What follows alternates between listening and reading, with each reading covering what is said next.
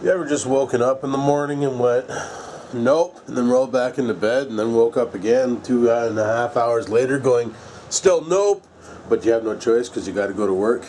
Well, that just happened to me. Yeah, I super did not want to get my ass out of bed today. I just wanted to lay there and fester all day, but kind of can't because we got shit to do today, people. We got to go to work, got to get the job done, and then go from there. But luckily I got a lot of shit done, so tonight I should be able to come home and just rest, which is good, which is real good. For Fig's sakes, I was downstairs last night and I see this on the ground. Oh, actually Oreo was carrying this, a friggin' pack of batteries. Look at all the damage done to it. Scampers must have knocked it down and Oreo and her just went to town on it. For fuck's sakes. This is why that cat is driving me nuts. She's finding ways to try and kill my dog now, so what I'm gonna do for sure is get her all fixed up so that she can no longer be destructive and try and kill Oreo, because she's been like giving him coffee, like K-cups, and I shouldn't have to freaking cat-proof my house. If anything, the cat's gonna go if she doesn't smarten the fuck up. She's gonna get the hell out of here because I'm not gonna deal with that nonsense. Trying to kill my dog by giving him K-cups and throwing batteries on the ground and fucking, like, he was never this dumb until she came into the house. Maybe it was a bad idea to get a kitty. Maybe I should have just stayed me and Oreo. I don't know. Could have been a stupid idea. Oh well. We'll hope in about maybe 6 more months she'll stop being a little fuckhead and smarten up. But yeah, she's getting spayed and she's getting declawed, so that'll give her a lot less ability to be destructive, especially when she gets spayed, because then all she's going to want to do is eat and get fat and be useless, and that's going to be awesome. Oh, for frig's sakes, it's almost go time, people.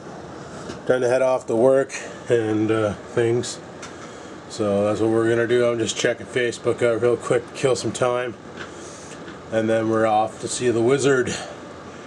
Wonderful Wizard of Oz. Today's e-cigarette of choice is the Sigelli number 38 with the IGOL drippable atomizer, loaded with some banana caramel vape juice, custom made by mixing some of my yellows together. Come up with this little toxic topic. Yeah, so good. It's amazing. Oh, let's give her a quick vape and let's head out to the car. Oh, just legendary. Love it. Well, my birthday is coming up pretty damn fast. That's what I gotta say. This should be going up on, I think, March the 6th. So 9 more days and I friggin' age. Yup. And I got I bought myself an early birthday present. It'll probably be here in a couple days. And I'm kind of anxious to show it off. You've heard about it a lot of times from Bloke on the THC channel.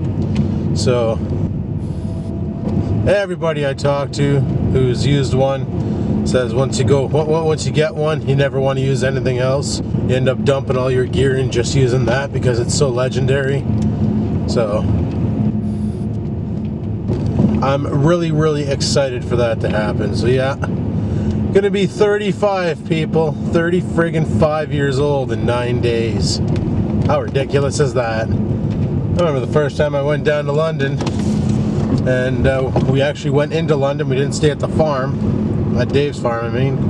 It was me, Rickham, Where's Bobby, and Eric's Garage 101, and we all went into London and went bar hopping for the night. Now, Eric's Garage stayed sober, he didn't drink, he was driving this car, and the rest of us drank our faces off.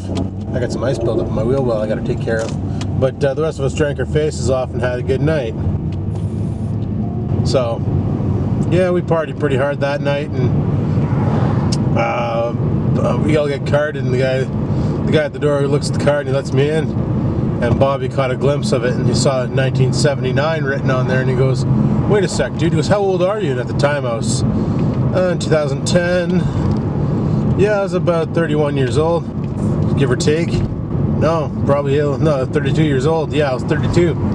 And I told him, so I'm 32 years old. He goes, fuck off, I thought you were 25. And I'm like, no, dude, I'm 32. And he just couldn't believe it.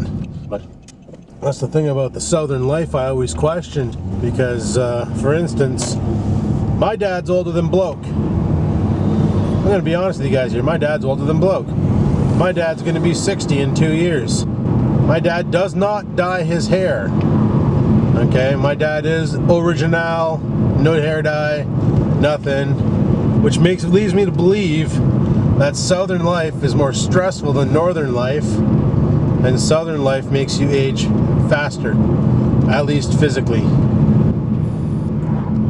So, yeah, it's pretty weird. Like, even I look at my aunts and uncles down south compared to my aunts and uncles up north that are roughly the same age, and you can't compare them. It's like saying, what the frig's really going on here? Like, my aunt and uncles down south look so much older.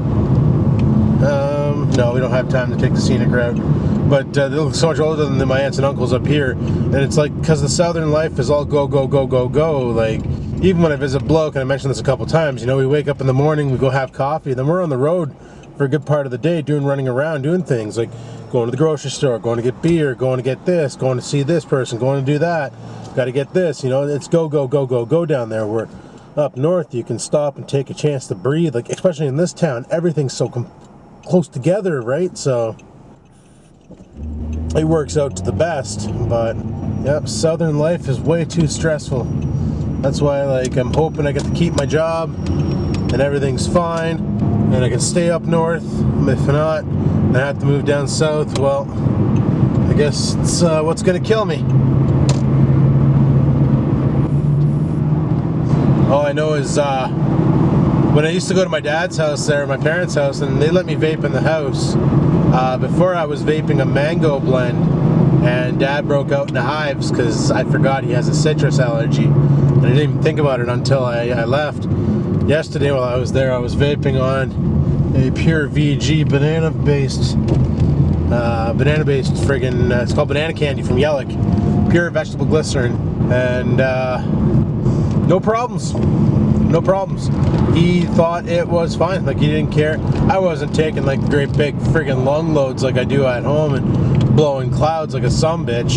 You know, just taking a little satisfaction toots, you know, holding them in a little longer to really absorb the nicotine and then exhale, and, you know, don't sit there and dwell on it. That, and I had butterscotch going, and that was fine too. So it's definitely the flavors that people get allergic to, not necessarily the PG-VG. But honestly, lately I've been really enjoying my VG blends. They're like my favorite. I think from this point on, when I make my next order from Yellick, it's going to be all vegetable glycerin, no more propylene glycol in it, because I just find the taste is so much more presentable. The vapor production is simply retarded. Only thing is vegetable glycerin does not like running in stock like Pro-Tank coils or stock Heineken coils. If they're not tightly wound, the VG tends to get between the coils, gunk up, and create this like dirty old crust. Then you got to constantly maintain your coils to take that damn crust off. Fuck, I thought that was a cop behind me, but it's just a Lincoln Town Car. Oh, vaping is so much fun, and it's so much better for you than cigarettes. I don't care what anybody says. Friggin' the lung results and all the work the doc's done, my blood pressure's down, my sugar levels are lower, my friggin' oxygen levels higher, my lung pressure's amazing. Like, I can actually lift up all three of the little golf balls in the blow-in machine. He has this machine for testing lung capacity and how much chooch you actually have to exhale.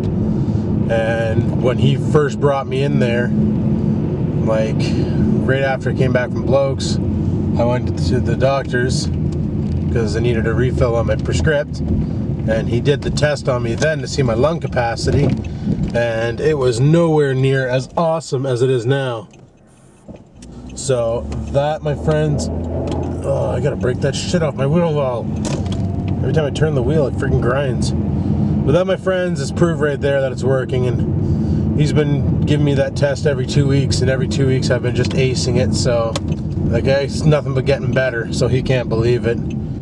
Sure, yeah, I caught pneumonia this year, but so did 49,000 other people in this town, so I can't chalk that up. Oop, bumpy, oop, bumpy, oop, bumpy. I can't chalk that up to the e-cigarettes. That's just not fair. And if anybody says, oh, it's because you smoke e-cigarettes is why you caught pneumonia, well, they're just goofs and looking for somebody to take a fall so they have something to use at Big Tobacco to shut this industry down. Because literally, that's all these people are looking for, is somebody to get sick off of something and use it to point blame at e-cigarettes so Big Tobacco can win, and we can all go back to the cancer sticks and continue dying early so that the world's population gets more, better and things. But anyway, people, yeah, I'm gonna have to head her inside and get this shift started and get it over with and things, and just friggin' have at her. And not really looking forward to it. Hopefully we're full staff tonight, otherwise I'm gonna lose my shit. But we'll see. So anyway, people, hopefully you enjoyed today's video for what it is. I know it wasn't much, but it's something. If you did, click that like button. Questions, comments, concerns down below the go. And until next time, keep on vlogging.